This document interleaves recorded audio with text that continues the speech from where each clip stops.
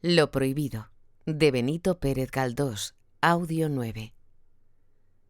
Ventajas de vivir en casa propia. La noche terrible. Considerando que era una tontería vivir en casa alquilada teniendo la propia, arreglé el principal de mi finca y me mudé a él. No me disgustaba alejarme del domicilio de mi señor tío, porque la familia empezaba a serme gravosa en una forma u otra. Aunque Raimundo volvió a dormir en casa de sus padres, en realidad no me despedí de él, porque por mañana y noche le tenía a mi lado. Era una adherencia sistemática, lealtad canina, que a veces me causaba molestias. Cuando la manía del reblandecimiento no le permitía pronunciar la tr, se ponía el tal primo fastidioso y era más pegadizo que en tiempos normales. Si estaba yo lavándome, él allí, describiendo con lúgubre tono los síntomas de su mal. Si almorzaba, él enfrente, bien participando del almuerzo, bien amenizándolo con un comentario de las palpitaciones cardíacas o de las sensaciones reflejas. Todo ello en forma y estilo de dies irae, y con una cara patibularia que daba compasión. Si estaba yo en mi gabinete escribiendo cartas, él allí, arrojado sobre el sofá como un perro vigilante y amigo, callado hasta que yo le decía algo. Si le encargaba algún pequeño trabajo, como copiarme una minuta, asomarme varias partidas, cortarme cupones y sacar nota de ellos, lo hacía venciendo su indolencia, dando a entender que el gusto de complacerme podía más que su enfermedad. Estas crisis de languidez solían parar en raptos espasmódicos. No solo pronunciaba entonces con facilidad y rapidez el condenado ejercicio que le servía de gimnasia vocal, sino que su lenguaje todo era febril y de carretilla, cortado de trecho en trecho por pausas en las cuales se quedaba el oyente más atento, esperando lo que había de venir después. Tales son las pausas que hace el ruido del viento en una mala noche. Durante ellas, la expectación del ruido nos molesta más que el ruido mismo. En semejante estado, la calenturienta habladuría de mi primo se refería siempre a cuestiones de dinero. Sin duda, éste se había condensado en el cerebro del pobre Raimundo, constituyendo su idea fija, que al mismo tiempo le espoleaba y atormentaba. Sus temas eran estos: si en Madrid se gasta más dinero del que existe, si la sociedad matritense está en perpetuo déficit, en perpetua bancarrota, si no se verifica una transacción grande o pequeña, desde el gran negocio de la bolsa a la insignificante compra en una tiendecilla, sin que en dicha transacción haya alguien que sea chasqueado. Le ocurrían cosas bastante originales en la forma, otras muy extravagantes, pero que escondían algo de verdad. Sostengo, decía, que no existen contantes y sonantes más que 20.000 reales. Cuando uno los tiene, los demás están a cero. Pasan de mano en mano, haciendo felices sucesivamente a este, al otro, al de más allá. Lo que llaman un buen año es aquel en que los tales miles duros corren, enriqueciendo momentáneamente a una larguísima serie de personas. Cuando se habla de paralización, de crisis metálica, cuando los tenderos se quejan y los industriales chillan y los bolsistas murmuran y los banqueros trinan, es que los milagrosos 1.000 duros corren poco, estando mucho tiempo en una sola caja. La sociedad entonces se pone de mal humor. Lo bonito es verles andar de una parte a otra, despertando el contento general. Creeríase que es el gracioso juego del corre, vivito te lo doy. Viendo pasar por sus dedos el talismán, se creen dichosos y lo son por un momento. El empleado, el tendero, el almacenista, el banquero, el agente de bolsa, el prestamista, el propietario, el contratista, el habilitado, el casero. La piedra filosofal, por correrlo todo, hállase también en las manos del jugador. Pasa rozando por los dedos de la entretenida, sube a las grandes casas de negocios, baja a las arcas apolilladas del usurero, taladra en las cajas del regimiento, se mete en la delegación de contribuciones, sale bramando para ir al tesoro. la arrebata de 100 manos una. Va a ser el encanto de la noche de festín. Vuelve al comercio menudo donde parece que se subdivide para juntarse al momento. La agarra otra vez la usura, la coge el propietario hipotecando una finca, vuelve a la bolsa, la gana un afortunado bajista, la pierde por la noche a la ruleta un 7mesino. Va a parar luego a un contratista, le echa el guante uno que suministra postes de telégrafos o cajas de tabacos. Va de sopetón a servir de fianza en la caja de depósitos. La envían rápidamente de aquí para allí como una pelota de las distintas oficinas del Estado. Corre, gira, pasa, rueda y en este movimiento infinito va haciendo ricos a los que la poseen, venturosos los que, siquiera por un momento, se jactan de echarle el guante. Ahora bien, queridísimo primo, pues los hechos han querido que en el actual minuto histórico la consabida pelota esté en tus manos, haz el favor de compartir conmigo tu felicidad prestándome 2000 reales. Así concluían siempre sus humoradas económicas. Mientras vivía en Recoletos, estos hablazos de familia se repetían mensualmente, y la verdad yo los llevaba con paciencia y sin contrariedad grave. Mi buen primo no tenía más que su mezquino sueldo y alguna cosilla que su padre le daba. Yo era rico, y poco perdía, relativamente a mi fortuna, con los ataques de aquella divertida mendicidad. La compasión, el parentesco, la admiración del ingenio de Raimundo obraban en mí para determinar mi liberalidad. Gozaba en su júbilo al tomar el dinero, y me parecía que echaba combustible a su temperamento para encenderlo y verle despedir las chispas de gracia con que me divertía tanto. Pobre Raimundo, si a él le denigraban sus hablazos, en mí eran medio indirecto de gratificar al bufón de mi opulencia, de pagarle la tertulia que me hacía y las adulaciones con que halagaba mi vanidad. Pero las cosas cambiaron. Cuando me fui a vivir a mi casa de la calle Zurbano, llevé conmigo, por razones que se comprenderán fácilmente, la idea de mirar mucho el dinero que salía de mi caja. Ya los golpes duros de aquel compañero de mis horas tristes empezaban a dolerme. Aquella fue la primera vez que Raimundo, al pedirme limosna, no vio la indulgencia y la generosidad pintadas en mi semblante. «Toma 1000 reales», le dije arrojándoselos desde lejos. «Lárgate a la calle con viento fresco y tarda todo el tiempo que puedas en gastarlos». Generalmente, la recepción de las sumas que me pedía obraban con maravilloso poder terapéutico sobre la raquis de aquel hombre infeliz, porque su languidez cesaba al instante. Su palabra era más expedita y clara, resplandecían sus ojos. En fin, era otro hombre. No tardaba en tomar calle y por lo común, al día del sablazo, sucedían mañanas y tardes que no aparecía por mi casa. Estos eclipses me gustaban, aunque no eran baratos. Poco a poco se iba gastando la virtud medicatriz de mi bálsamo, y el hombre volvía a desmayar y a decaer como planta de tiesto, a la que se le va secando la tierra. La lengua se le entorpecía, el temblor nervioso le hacía parecer tocado de idiotismo, hasta que su crisis tenía nuevamente alivio y término en otra sangría a mi bolsillo. Contra lo que manda la ciencia, el enfermo era la sanguijuela y el médico se la ponía. Francamente, en aquellos días empezaron mis hombros a sentirse cansados bajo el peso de mi familia. Una mañana estaba yo vistiéndome cuando entró el portero muy afanado y me dijo que la señorita Camila se estaba mudando al cuarto tercero de la derecha, el único que no se había alquilado todavía. Ni mi prima me había dicho una palabra acerca de tomar el cuarto, ni había cumplido con el portero que me representaba para aquel caso ninguna de las formalidades que la ley y la costumbre establecen para ocupar una casa ajena. «No me he atrevido a decirle nada», manifestó el portero sofocadísimo. «Arriba está colocando los muebles con una bulla de 100.000 demonios y en el portal han parado 2 carros de mudanza. Yo hice presente a la señorita que el señor no había dicho nada, ni se ha hecho contrato y me respondió que me fuera en hora mala, que ella se entendería con el señor y que yo no soy nadie, con que vengo a ver».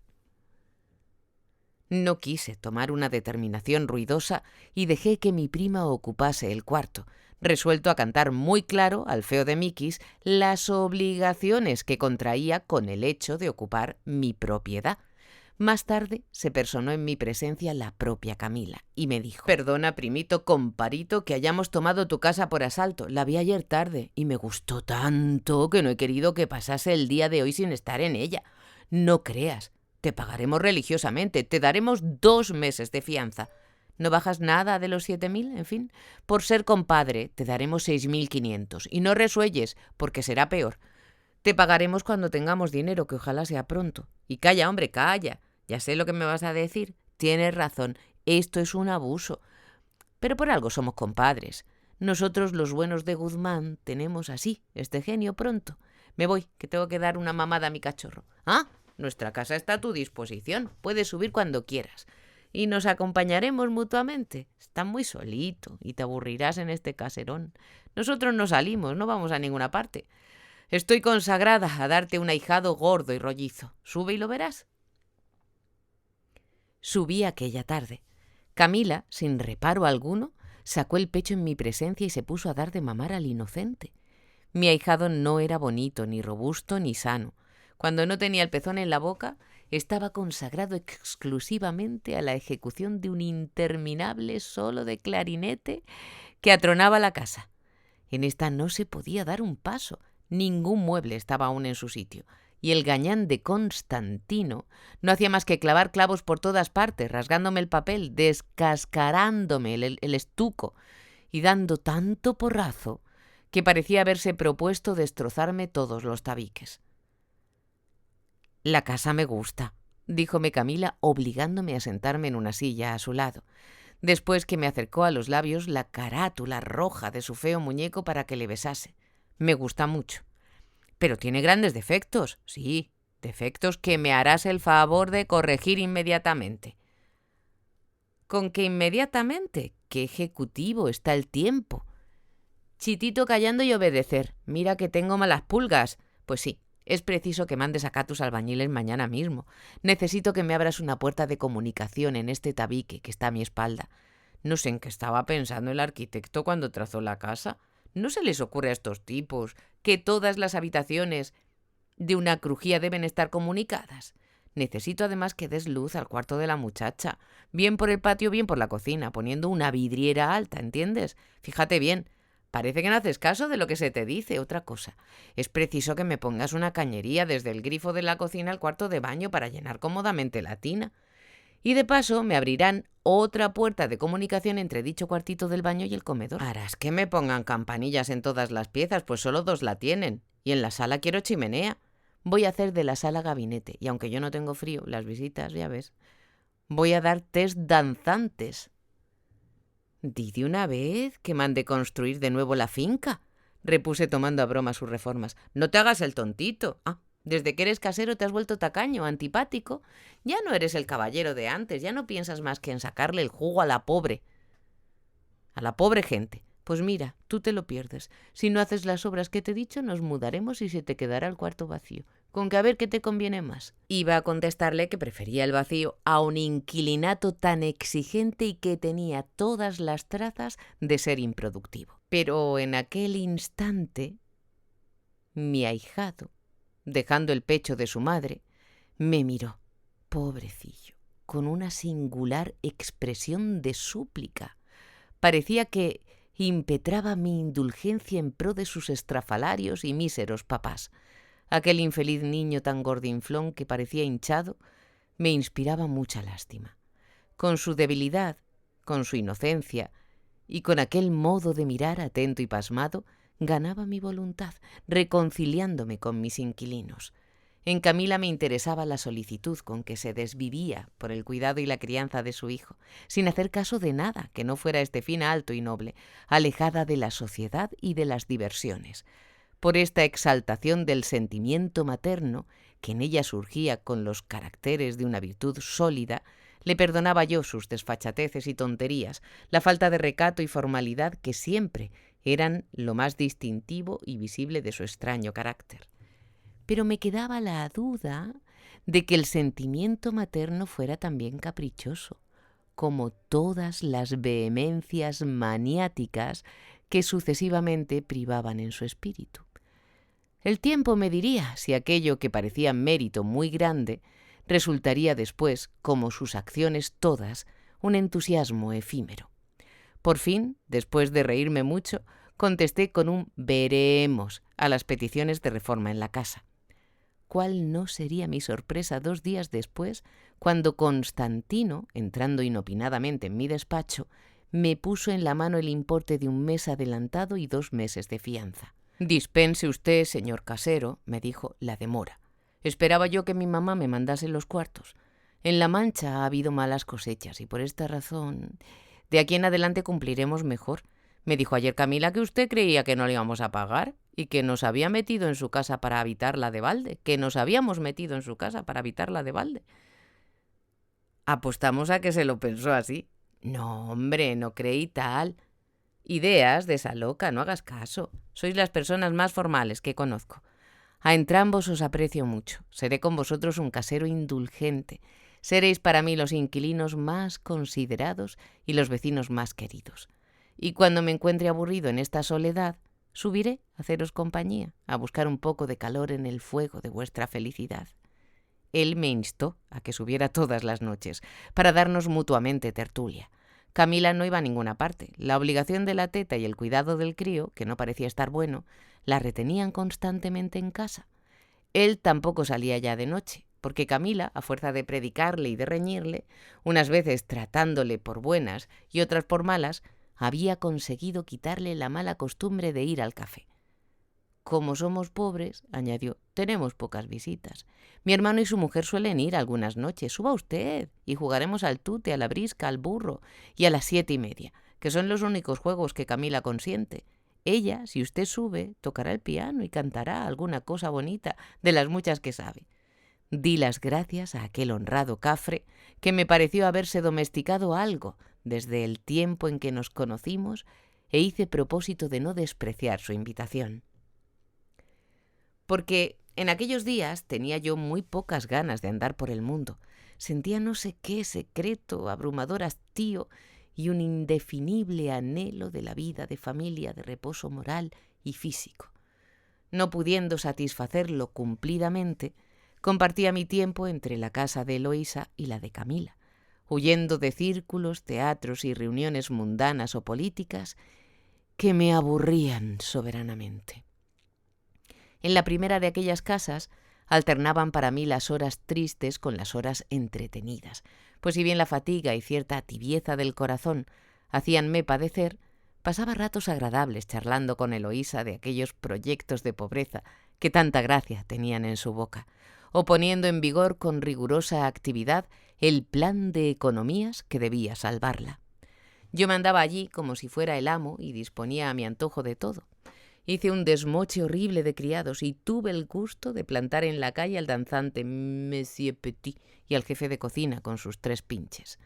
Una mujer bastante hábil, asistida de una pincha, se encargó de hacer de comer. Despedí también a la doncella camarera, que me parecía mujer de muchos enredos. Era italiana, de buen ver, llamábase Quinquina, y había venido a España al servicio de una célebre artista del Real. Supe que había dado escándalo en la casa, dejándose requerir por los cocheros y lacayos, y que Pepito Trastámara la perseguía por los pasillos. Semejante trapisonda no debía seguir allí, y salió pitando, aunque Eloísa lo sintió porque la servía muy bien. De los mozos que lucían frac o librea en los grandes jueves, no quedó más que Evaristo, criado mío muy leal, a quien coloqué en la servidumbre de mi prima. Parecía estar en honestas relaciones con Micaela, la doncella de Rafaelito. Eloísa me aseguró que se casaban y que seguirían sirviéndola después de la boda. Agradábame que Evaristo permaneciera porque me constaba de un modo absoluto su adhesión y me convenía tener un perro de presa, un vigilante, un espía dentro de aquellos muros. Entretanto, las cuadras y cocheras se reducían a un tiro nada más. Los lienzos gustaban al ministro de Holanda, que probablemente se quedaría con ellos por una cantidad alzada. Eloísa daba a su prendera los zafiros para que los corriera, y todo iba bien, perfectamente bien. Para descansar de estas tareas de gobierno, solía pasar algunos ratos con Rafaelito, el más mono y salado chiquitín que podría imaginarse. Tenía ya 2 años, y los disparates de su preciosa boca me encantaban más que todas las cosas admirables que han dicho los poetas desde que hay poesía.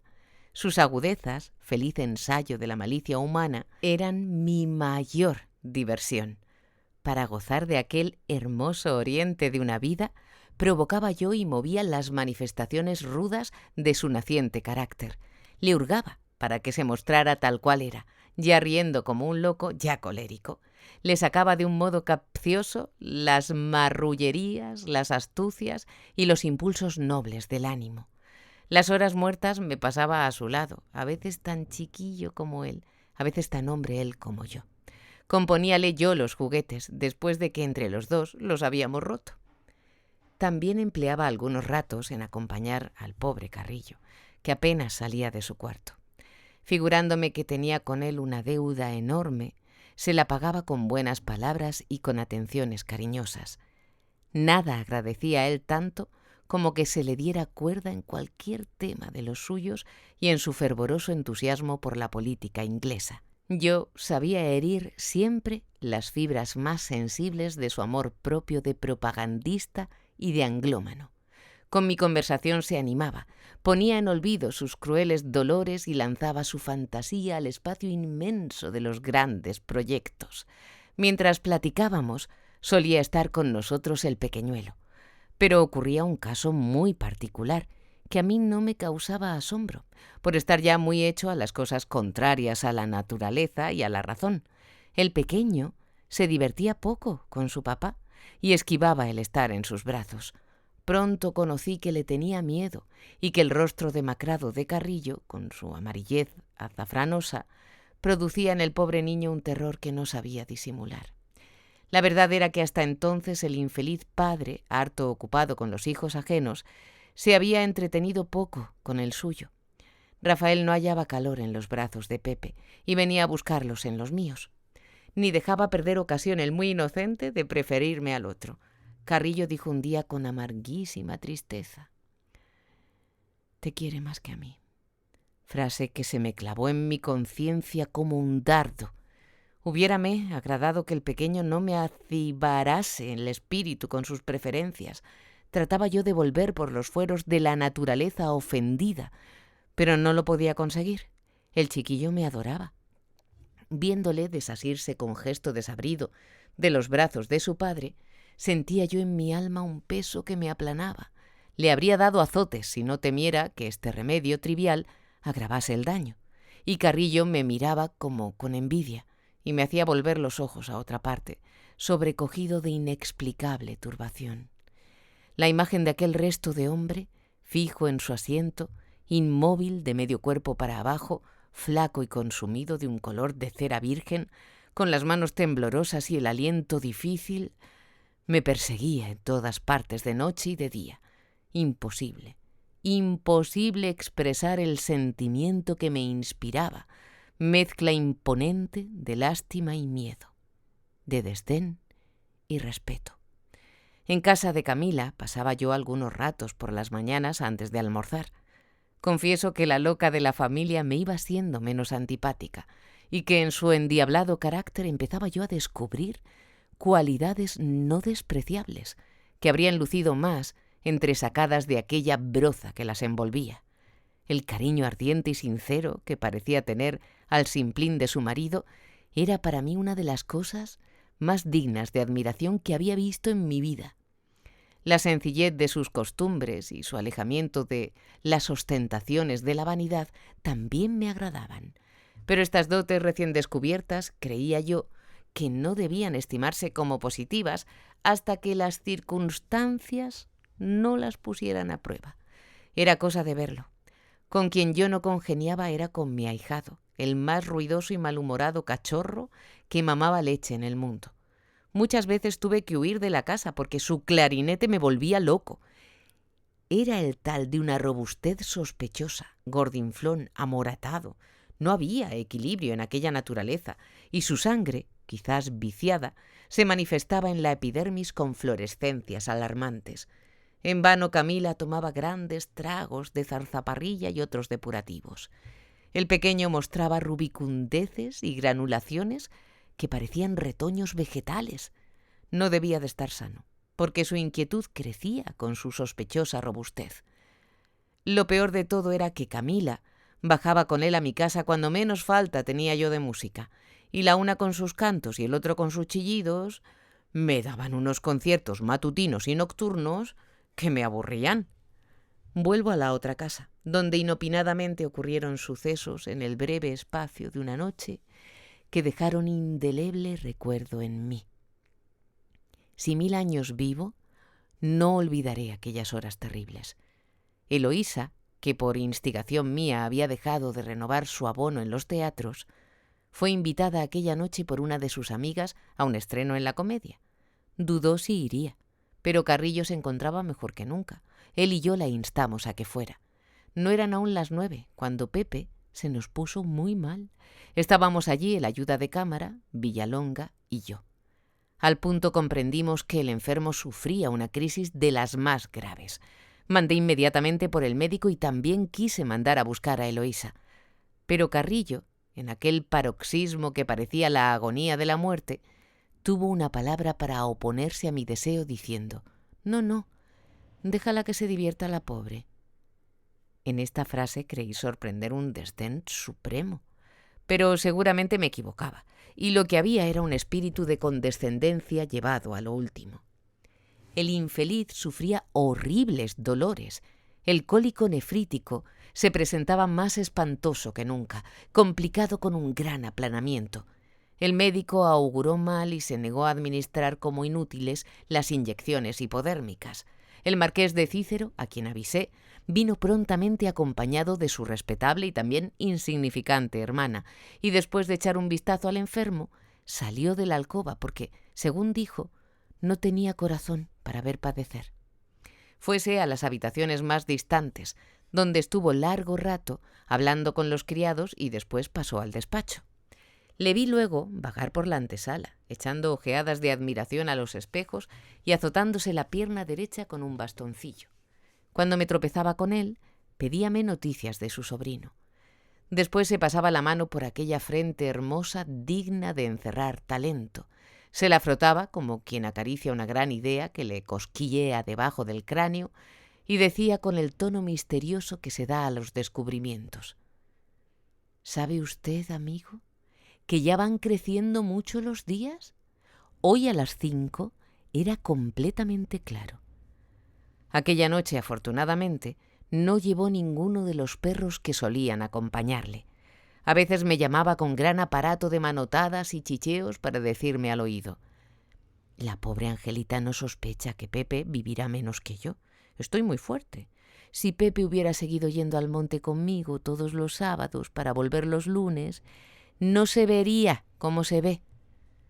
Me lastimaba mucho, no puedo ocultarlo, que el marqués y su hermana advirtieran la ausencia de Eloísa en ocasión tan crítica. Ya me disponía a mandarle un recado cuando la vi entrar. Eran las 10:30. ¿Cómo tan pronto si la función no podía haber concluido? No se ocupó ella de darme explicaciones porque en el portal los criados la habían enterado de la gravedad del enfermo. Entró anhelante en la alcoba de éste y, pasándole la mano por la frente, díjole algunas palabras consoladoras y afectuosas. Después corrió a quitarse el vestido de sociedad, que era un sarcasmo en tan lastimosa escena. Fui tras ella a su tocador, y mientras se mudaba de traje, contóme en palabras breves el motivo de su temprana salida del teatro. La obra que se estrenó era muy inmoral, y todas las personas decentes se habían escandalizado. Las señoras se salían horrorizadas de los palcos, y el público de butaca protestaba en murmullos. «Figúrate que el autor ha sacado allí unas tías elegantes, caracteres enteramente nuevos en nuestro teatro. Es un escándalo, una desvergüenza. Es cosa que da asco. Lo único bueno de la obra son los trajes preciosísimos que han sacado las tales. ¡Qué lujo! ¡Qué novedad de telas y qué cortes tan admirables!». La gravedad de lo que nos rodeaba no le permitió darme más pormenores.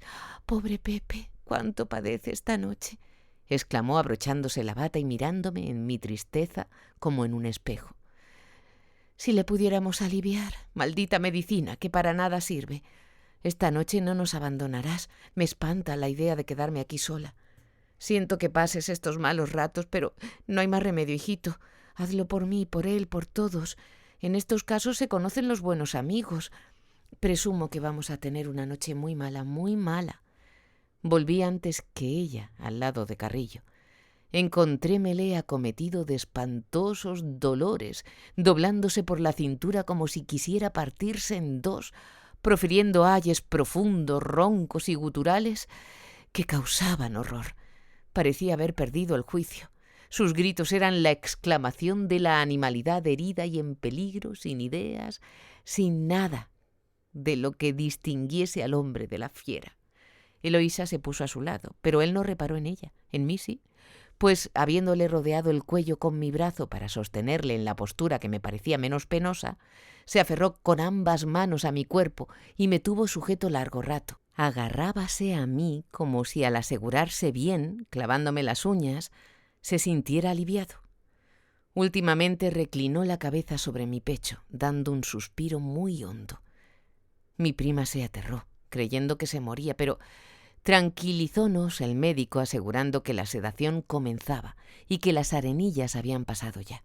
El tal doctor no era una notabilidad de la ciencia, a mi modo de ver, aunque muy zalamero en su trato, razón por la cual muchas familias de Viso le preferían a otros. Si la misión del facultativo es entretener a los enfermos y alegrar su espíritu con ingeniosas palabras y aun con metáforas, Zayas no tiene quien le eche el pie adelante. Por lo demás, ni él curaba a nadie, ni Cristo que lo fundó. Eloísa propuso aquella misma noche convocar junta de médicos para el día siguiente, y el de cabecera citó 3 o 4 nombres de los más ilustres. Después de haber recetado un calmante, arrepintióse y recetó otro, y por fin le vimos decidido a darle bromuro potásico. «Debe de haber en esto una complicación grave», le dije razonando con el sentido común. «¿Habrá derrame cerebral?» «Quizás», replicó lleno de dudas. «Lo indudable es la completa atonía del aparato vesical y tal vez paralización de los centros nerviosos. Me temo mucho que haya bolsas arteriales cuya rotura sería el desenlace funesto. Al principio se quejaba de frío en la espalda y las fricciones le pusieron peor. El pulso acusa una circulación sumamente irregular». Nada concreto, nos decía aquel sabio, que había estado 3 años estudiando al paciente y aún no le conocía. Entre Celedonio y yo, con ayuda de Villalonga, acostamos a Pepe en su cama, vestido para no molestarle. No parecía sufrir dolores agudos, pero su cerebro estaba profundísimamente trastornado. Hablaba sin cesar, con torpe lengua, entrecortando las frases con risas que nos causaban espanto. Sentóse mi prima por un lado del lecho y yo por el otro. Zayas le contemplaba desde enfrente sin decir nada. Miraba a Pepe, a su mujer, con estúpidos ojos. No la reconocía. Tomábala por una persona extraña. Se volvía a mí y, confundiéndome con Celedonio, decía: «Tú, Celedonio y José María, sois las únicas personas que me quieren y me cuidan en esta casa». Eloísa y yo nos mirábamos con azarosa inquietud, sin pronunciar palabra. «¿Se ha ido José María?», preguntaba después el infeliz. «Aquí estoy, ¿no me ves?». «Ah, sí. Como estás vestido de sacerdote, no te había conocido. ¿De cuándo acá?». De este modo llegó medianoche. El delirio disminuía. El marido de mi prima parecía entrar lentamente en un periodo comático. Cayó al fin, y su respiración anunciaba sosiego, quizás un sueño reparador. Por fin el médico, asegurando que no había peligro inmediato, se despidió hasta la mañana siguiente. Villalonga se fue también. El marqués de Cícero, que estaba en el despacho leyendo periódicos delante del busto de Shakespeare, díjome que no tenía sueño, que se quedaría hasta las 3 o las 4 si me quedaba yo, y poco después Eloísa invitaba a él y a su señora hermana a tomar un emparedado, un poco de Burdeos y una taza de té. En el comedor les vi a eso de la 1 cenando silenciosos. Yo no tomé nada. A pesar de las seguridades que dio el bueno de Zayas, Yo no las tenía todas conmigo. Temía, más que la renovación del ataque de nefritis, un brusco estallido de las complicaciones vasculares y encefálicas. Aunque Eloísa me instó a que me acostase, no quise hacerlo. Ella también estaba inquieta. Acordamos velar ambos, cargando juntos aquella espantosa cruz, como nos lo ordenaba la fatalidad de los hechos. El marqués y su hermana se fueron al despacho, donde se entretenían, ella rezando el rosario y él leyendo. Sería la 1:30 cuando Eloísa y yo volvimos a ponernos en triste centinela, cada cual a un lado del lecho del enfermo. Así estuvimos largo rato, oyendo solo el rumorcillo del reloj de la chimenea que arrojaba los desmenuzados espacios de tiempo, como la clepsidra chorrea las arenas que caen para siempre. Observábamos el cadencioso, reposado aliento de Pepe, y al menor sonido que se pareciese a la emisión de una sílaba, nos entraba sobresalto y azoramiento. Creíamos que nos iba a decir algo aterrador con la solemnidad que es propia de labios moribundos. De improviso, abrió el infeliz los ojos, miró a su mujer, cual si no estuviera seguro de quién era, volvióse después hacia mí y en tono tranquilo, que revelaba completa posesión de sus facultades intelectuales, me dijo estas palabras: «Haz el favor de mandar que venga un cura. Quiero confesarme». Dijímosle que su estado no era para tanto y él insistió en que sí lo era, con tal energía que no quisimos contrariarle. «Esta noche me moriré», exclamó con una serenidad que nos dejó pasmados. «Esta noche se acabará esta vida que he deseado fuese útil, sin poderlo conseguir. Y no creáis que estoy afligido, me muero resignado. ¿Qué soy yo en el mundo? Nada. Soy un cero que padece y nada más. La mayor parte de los que vivimos, ceros somos, y mientras más pronto se nos borre, mejor». Le respondimos a dúo las primeras simplezas que se nos ocurrieron. «¿Qué cosas tienes? No digas tonterías si estás bien, que se te quite eso de la cabeza». Y siempre más atento a mí que a los demás, preferencia increíble, repitió su demanda. «José María, tú que eres tan amable, tan complaciente, tráeme un cura.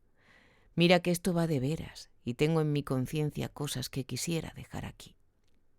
Si no me confieso, sobre tu conciencia va, y si me condeno, carga con la responsabilidad. Soy cristiano, deseo cumplir. José María, Eloísa, sed amables, traedme un confesor».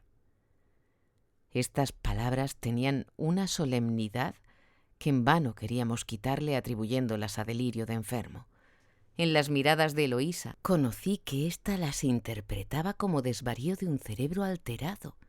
A su vez, ella debió de conocer en las mías que yo entendía aquellos conceptos de otro modo, y pronto cambió la expresión de su rostro. La vi queriendo disimular alguna lágrima que se le saltaba de los ojos, y el marido, notando esta emoción, le dijo: «Ni tú, pobrecita, ni Celedonio servís para estos lances. Más vale que os retiréis». Insistió luego en que le trajésemos al confesor. Dijímosle que al día siguiente, y él contestó con cierto énfasis: «No, ahora mismo. Mañana ya no habrá tiempo». Serían las 2 cuando enviamos el recado a la parroquia de San Lorenzo. El cura tardó 1 hora en venir, y en este tiempo Carrillo siguió en el mismo estado, más bien con apariencias de mejoría. Hablaba alternativamente con su mujer, con Celedonio y conmigo, mostrándonos a los tres un cariño fraternal que por la parte que me tocaba no he podido explicarme nunca. La confesión fue larga. Mientras se verificaba, Eloísa y yo convinimos en que la ceremonia del viático se celebraría al día siguiente con gran pompa, con asistencia de toda la familia y de los parientes y amigos de la casa. Acordamos en breve discusión algunos detalles. Se haría un bonito altar y se traería la mayor cantidad posible de hachas y plantas de salón. Tanto ella como yo queríamos que este acto piadoso tuviera muchísimo lucimiento. Ocurriónos también impetrar la bendición papal, y yo indiqué que por mediación de mi tío y del general Chapa, que eran amigos del nuncio, se podía conseguir costara lo que costase. Cuando salió el cura de la alcoba, le acompañé al comedor, donde estaba dispuesto un chocolate que no quiso aceptar. Tenía que decir misa a las 8. Fumamos un cigarrillo y él, fijando en mí sus ojuelos sagaces, era viejo y muy curtido en aquellos lances, pronunció estas palabras que me parecieron impertinentes. Ese buen señor es un mártir. Un mártir, sí, repetí yo como si dijera amén. Aún me parecía poco y lo remaché. Es un santo. Entonces el clérigo, echándome una rociada de humo y mirándome como si me atravesara de parte a parte con sus ojos, exclamó: «Dichosos los que no temen a la muerte, porque están puros». Iba yo a soltar una sentencia análoga, pero creí más correcto no decir nada, y le devolví su humo mezclado con el mío. Después de una pausa, los ojuelos volvieron a flecharme. Creí sorprender, no sé qué tremenda ironía en aquel intruso forrado de negro, cuando me dijo: «¿Es usted hermano de la señora?». De buena gana le habría respondido: «¿Y a ti qué te importa, tontín, que yo sea hermano de la señora o lo que se me antoje ser de la señora?». Pero este terrible disparate no salió de mis labios. No, señor», le respondí, tragándome el humo. «Soy de la familia». Pronunció luego el dichoso clérigo algunas palabras consoladoras, de las de rúbrica, y se despidió. Le acompañé hasta la puerta. Ya tenía yo muchas ganas de perderle de vista. Carrillo me mandó llamar. Estaba impaciente por tenerme a su lado y tal vez quería decirme algo importante. En el gabinete que precedía a la alcoba vi a Eloísa sentada en una butaca, inclinada la cabeza y el rostro entre las manos. Lloraba en silencio. Creí de pronto que durante el tiempo que yo estuve con el cura, mi prima y su marido habían cambiado algunas palabras, pero después supe por ella que no.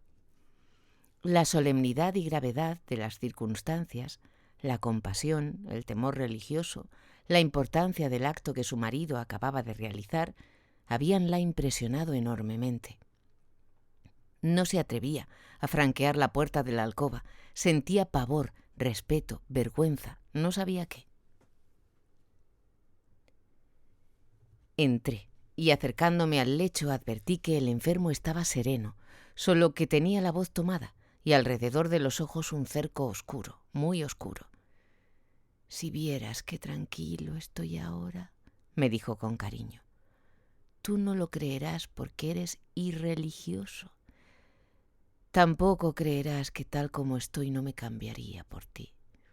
Le contesté, después de mucho vacilar y confundirme, que en efecto la vida humana era una broma pesada y que cuanto más pronto se libre uno de ella, mejor. Él dijo que una hora de conciencia pura vale más que 1000 años de salud y de ventura, con lo que me mostré conforme, aunque sobre ello parecíame que había mucho que hablar. Le insté a que descansara, dejando las reflexiones morales para el día siguiente. Pero él no quiso, y siguió hablándome del estado felicísimo en que se encontraba. «Créeme, José María», me dijo 2 o 3 veces, «te tengo lástima, como se la tengo a todos los que viven sin fe. Enmiéndate, corrígete, no des importancia a lo que no la tiene». Y mirando al techo exclamó después con expresión de indescriptible júbilo: «Qué gusto poder decir ahora: no he hecho mal a nadie». No le respondí, pero los pensamientos me congestionaban el cerebro. Ocurriéronme tantas cosas que habría necesitado una resma de papel si intentara escribirlas. Si por instantes admiraba aquella conformidad hermosa, a veces me ocurría que Carrillo faltaba a la verdad al sostener que nunca hizo mal a nadie, pues se lo había causado a sí mismo en grado máximo. Jamás tuvo la estimación de su propio ser, fundamento de la vida social. Había sido un suicida civil y no se redimía, ¿no?, echándoselas de místico a última hora. Protestaba yo de aquel estado de perfección en que se suponía, y me venían al pensamiento ideas crueles, despiadadas, absurdas quizás, en las cuales algo había de envidia, algo de venganza, pero que entonces me parecían fundadas en el criterio de la eterna justicia. No, decía yo para mí, inquieto y trastornado. No te hagas el santo, no lo eres, porque no has combatido, porque no es virtud la falta absoluta de energía, tanto para el mal como para el bien. No nos hables de gozar la bienaventuranza eterna. Sí, para ti estaba el cielo. Si quieres salvarte, di que me has aborrecido y que me perdonas. Matándome, nos habríamos condenado juntos, pero no has tenido ni siquiera la intención de ello, y me estrechas la mano y me llamas amigo. ¡Ah, miserable! Cero. No me llevarás contigo al limbo que va a ser tu morada. ¡Qué casta de hombre eres! ¿Son así los ángeles? Pues reniego de ellos. Estos y otros desatinos me bullían en la mente. Para acabar de marearme, Carrillo me dijo: procura conducirte de modo que cuando te mueras estés tranquilo como yo ahora. No pude vencerme y se me escapó una sonrisa. Quise recogerla, pero las sonrisas, como las palabras, no se pueden recoger. Él la tomó por expresión de lástima y afirmó que se sentía muy bien, mejor que yo, y sobre todo mucho más tranquilo.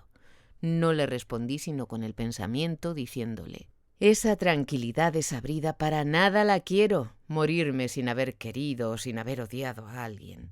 Morir sin despedirse de una pasión, sin tener a alguien a quien perdonar, algo de que arrepentirse. Sosa, incolora y tristísima muerte. Después pareció que escuchaba. Ponía su atención en los sollozos de Eloísa. Esa pobre, murmuró con afabilidad que me causaba pena. Está pasando sin necesidad una mala noche. Dile que se acueste.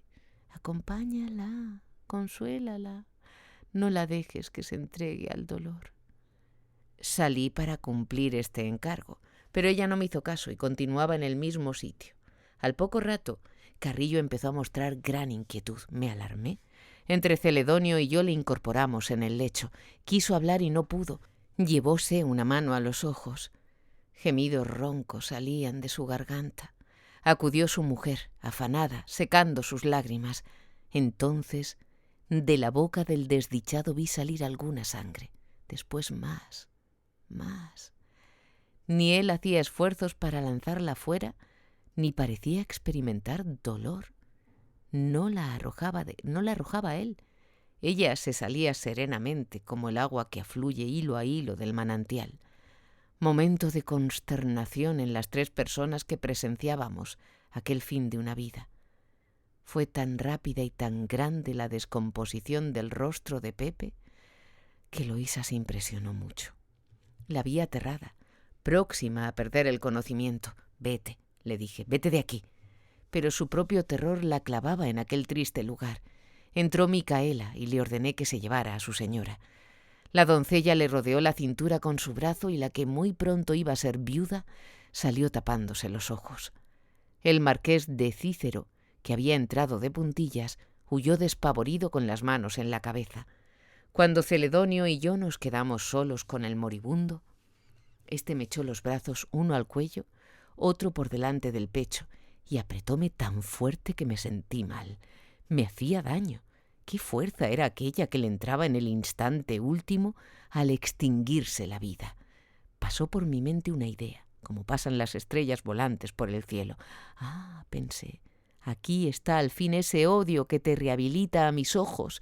La última contracción del organismo que se desploma es para expresarme que eres, que debes ser, mi enemigo. Luego oprimió su rostro contra mí y de su boca salió un bramido fuerte, profundo, que parecía tener filo como una espada. Creí sentir un dardo que me atravesaba el pecho. Con aquel gemido se acabó su desdichada vida. Le miré la cara y en sus ojos vidriosos vi cuajada y congelada la misma expresión de amistad leal que me había mostrado siempre. No, pobre cordero, no me odiaba. Costóme trabajo desasirme del brazo de aquel inocente que quería sin duda llevarme consigo al limbo.